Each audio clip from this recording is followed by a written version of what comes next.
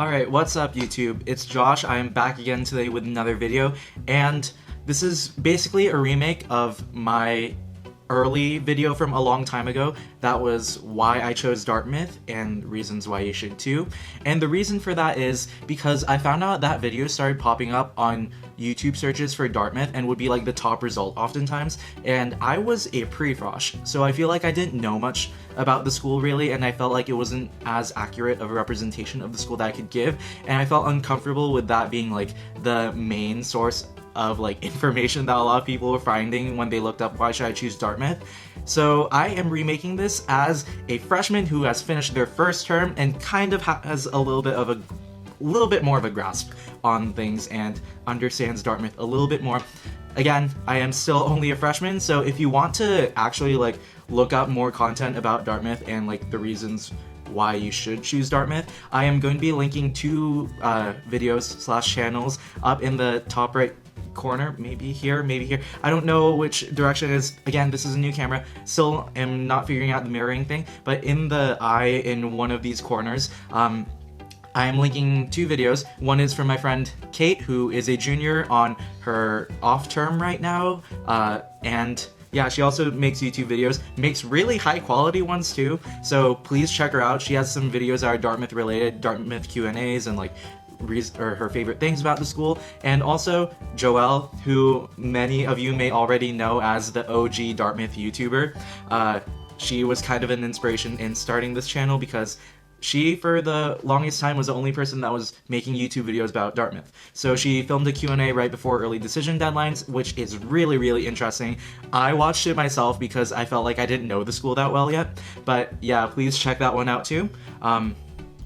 So yeah, that's some insight from upperclassmen that I think would be really useful to any prospective students. But before we get into the rest of this video, I want to talk about the sponsor of this video, Crimson Education. Maybe after this video, I may have helped convince you to apply to Dartmouth. If you're applying to selective schools like Dartmouth and feel like you need a little bit more help conveying your story more properly, you may want to check out Crimson Education. They're a college consulting company with offices throughout the world, and their clients have gotten over 100 offers to Ivy League schools. They do everything from standardized test prep to application consulting to essay review. I personally did not use any consulting services, but I know that having that additional guidance could be very helpful for for a lot of people actually. If you're interested, click the link in the description box below to learn more. Now into the actual content of this video. Remember, again, I am only a freshman who has survived a measly single term at Dartmouth. So take that as you will, but I feel like I have I have a bigger understanding of the school that I want to share with people. The first reason I am going to talk about why I chose Dartmouth was the D-plan and the quarter system. So if you are unfamiliar with both D-plans and quarter system, I'm going to explain that right now. So the first thing I'm going to talk about is the quarter system. The quarter system is basically like, rather than having 2 semesters, you have a term for every season. So there's a fall, winter, spring, and summer quarter. Typically, people are off during the summer quarter, except for sophomore summer, which I'll get into later. But with the quarter system, you're taking usually around 3 classes, sometimes 4, sometimes 2, in each term. And what happens is that rather than having like 15 weeks to study 5 subjects, you have 10 weeks to study 3. And for me, I really like this because it's less things to focus on, and also I can go at a faster pace, and I'm just not being pulled in a ton of different directions. So I quite like the quarter system because of that. It's more conducive to my learning style. I like focusing on less things and focusing more intensely. And moving on to the D-plan. The D-plan is the system of Dartmouth where you have to basically stay on campus for these 3 periods. All of freshman year, like fall, winter, spring of freshman year, and fall, winter, spring of senior year, and also the summer of sophomore year, which is known as sophomore summer. And like the reason that you take sophomore summer on is that you can take an internship during a less competitive season like junior winter, which is when I believe most people do take it. And I mentioned Kate Schreiber earlier, who is one of those other YouTubers that I mentioned. Why did I say that so many times? But she's taking her winter term off to do an internship. And the benefit to that is that internships are a lot less competitive, so you can get internships with like better companies and have less competition. So that's a good thing. And also sophomore summer, you get to really bond with your class. I haven't experienced any of this because clearly I am a freshman, but from what I've heard, it's a good experience and a benefit to the D plan. Reason number 2, the location.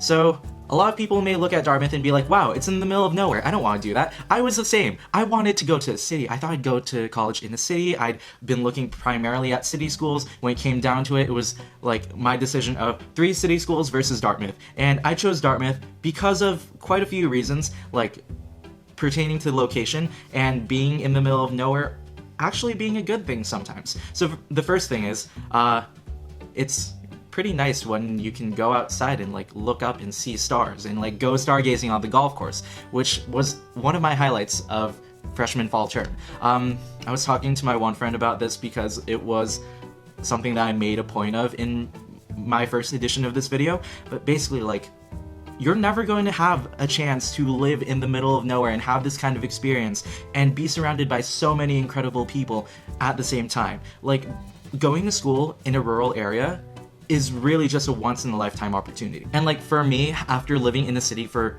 18 years, basically, I've realized that I'm pretty much doing the same things and having the same experiences. I'm going to restaurants, concerts, shows, and spending a lot of money at the same time doing these things. And like, I realized that I was having a lot of the same experiences over and over, and if I went to college in another city, it would be the same thing. I would pick up myself and plop myself down in another city and have the same experiences and not really have that like diversity of life. Or like student life is really concentrated on campus. When I was choosing between colleges, one of my teachers in high school mentioned that he taught also at a rural school at one point. He taught at Kenyon College in Gambier, Ohio, which is also middle of nowhere, Ohio. And he told me that like on that campus, since it was in the middle of nowhere, there was so much stuff going on campus that you really like you didn't really have as much of a need to go off campus. And I think that was something I didn't believe until I saw it for myself after going to Dartmouth. Like, student life really is just so vibrant and campus is always so active. There's always something to do.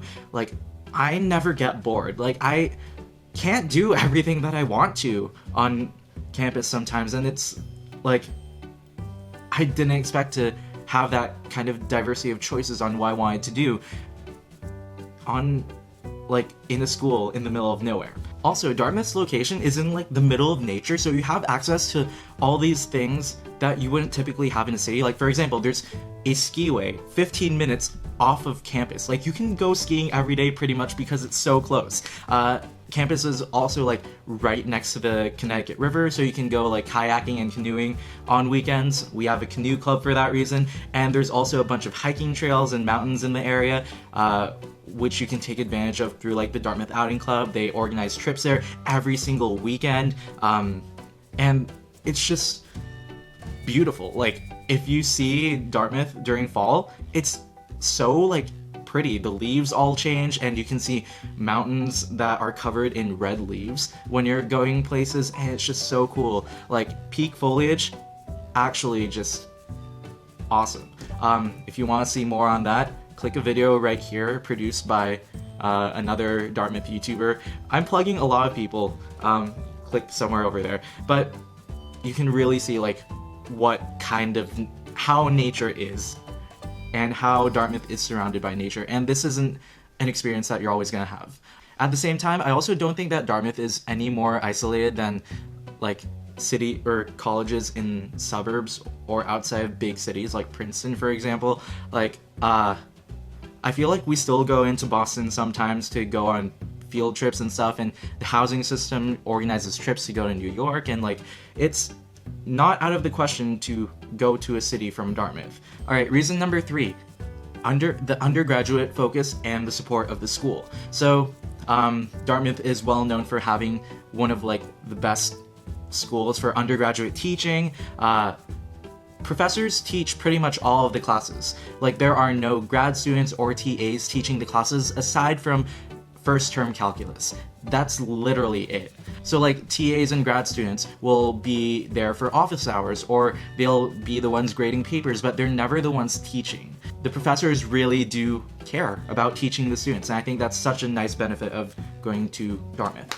Additionally, there are quite a few departments that don't have grad students, like even bigger ones. Our two biggest majors are economics and government, and neither of those departments have graduate students. So all of the resources are going to undergrads. Okay, reason number 4, alumni love the school. Like when I was deciding between schools, I had also gotten accepted into USC and Notre Dame, which are huge schools for like alumni interaction and alumni giving, and I'll be honest, Dartmouth was up there, and I didn't realize it until I got accepted. Like Dartmouth has one of the biggest or highest giving rates for alumni like donating to the school. A lot of my friends have had brushes with alumni in public once, and they've all been like super enthusiastic about everything, like myself included, and it's just so nice to feel that you really are part of this whole shared experience that lasted so long. Like Dartmouth has been a very similar school in terms of like traditions, so that you can bond over things like, oh, watching the homecoming bonfire and stuff like that. And all right, you know what, let's take that as a segue into community and traditions. Dartmouth's community is very much rooted in tradition. Like in my first term, there was the homecoming bonfire, which I vlogged, or at least tried to, where there's a parade and like alumni come out and there's a huge bonfire in the middle of the green. And there's also first year trips, which really isn't the same as other schools where you go on a retreat into the wilderness for a week. Like there's so many like Dartmouth specific things, and I can't really explain them all because you really just have to be there. And a lot of schools will say, oh yeah, we have pre-orientation trips too. It's not the same at Dartmouth. At Dartmouth, 93% of incoming freshmen, like at least in my year, participated in first year trips, and that included like things from hiking 11 miles to camping in a cabin and cooking and like doing yoga. So there's a huge assortment of trips for people to get involved in, and there really was something for everyone. At the same time, like there's just a whole culture that comes out of first year trips where the people you went on your trip on, which we call trippies, and also your trip leaders become a little bit of a community that you hold with you throughout the rest of your time at Dartmouth. The trip leaders kind of serve as mentors, and also like trippies are just an assortment of people that you can always really just return to after that shared experience of being in the middle of nowhere for like 4 or 5 days. So it's just like a nice way to ease your transition into school, because then you'll have like someone to eat with for the first few weeks. And I still see my trippies around campus, we still talk sometimes, and one of them lives in my building, so it's just nice to have that kind of community to come back to. And also just school spirit really is a thing. Like people will be wearing Dartmouth merch around campus all the time. Like green is everywhere. All right, that was the 5th reason. Now number 6, professional development at the school. There's so much like career advising that's available for you with the Center for Professional Development, and also like this program that they have called the Professional Development Accelerator. You can look that up. It's a 4-year program where like basically there's a lot of workshops on like resume building and like how to do well on interviews. And if you want a internship during your freshman summer, you can set up an appointment with the advisors at the Center for Professional Development and get some guidance on doing that. So like all these resources are there, and they're super comprehensive. I went to one of the introductory meetings for the PDA program, and like it's absolutely insane how they pretty much hold your hand throughout the 4 years that you're there in getting you connected with careers. And it's not even just for people who want to go into finance. Like apparently they have services too for people who want to go straight into grad school after. And so I was going to initially post this video as a single video tomorrow/today. Today is Sunday and it is currently 3 a.m. and I'm still editing. The point is, I was going to post this as a single coherent video, but then I realized it would be 27 minutes, so I'm splitting it into 2 parts. This first part, as you saw, was like some stuff about Dartmouth, and second part will have a lot more like touchier topics like Greek life, safety on campus, and things like that. So I think that's some really important stuff to look into. Again, thanks for watching this video. If you're interested in learning more about Crimson Education, click the link below, and please watch the second part of this video because I have a lot to say. And like compared to my first edition of this, because I have so much more experience and just personal experiences and personal anecdotes about the school and just like specific things I fell in love with, I have a lot more to say. So yeah, that's why it's so long. But nonetheless, I'm trying to make it as fun as I can. Alright, peace and see you in part 2.